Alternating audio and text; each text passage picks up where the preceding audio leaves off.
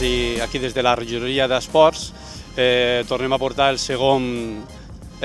Motor Show de Torrefarrera. Ja l'any passat va ser el primer, va ser una mica la novetat de lo que estàvem fent, que és una modalitat que nosaltres no coneixem,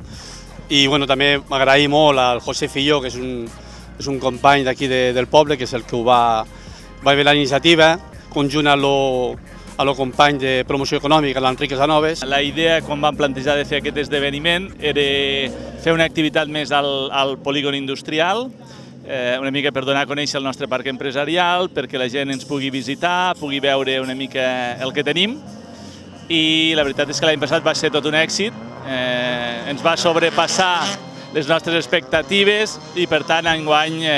repetim una mica l'experiència. Des de la regidoria d'Esports i des de l'Ajuntament i els companys, nosaltres apostem molt per l'esport i esperem que l'any que ve puguem tornar a acollir aquest tercer Motor Show i altres esdeveniments que apostem pel poble.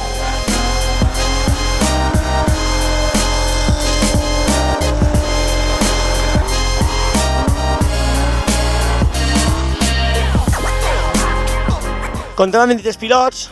que la majoria són pilots semiprofessionals del Campionat d'Espanya. Hem fet una tria molt gran perquè molta gent volia vindre, però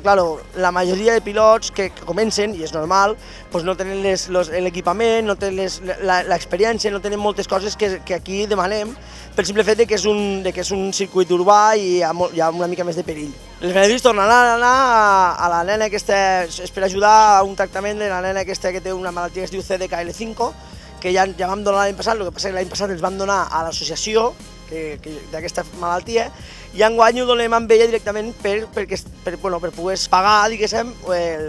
aquest tractament. L'afluència de gent ha sigut una mica millor que l'any passat, ja que s'ha millorat els fallos que vam tenir l'any passat, com a ficar lavabo, com a ficar un bar, com a condicionar la zona públic. Tot això s'ha millorat,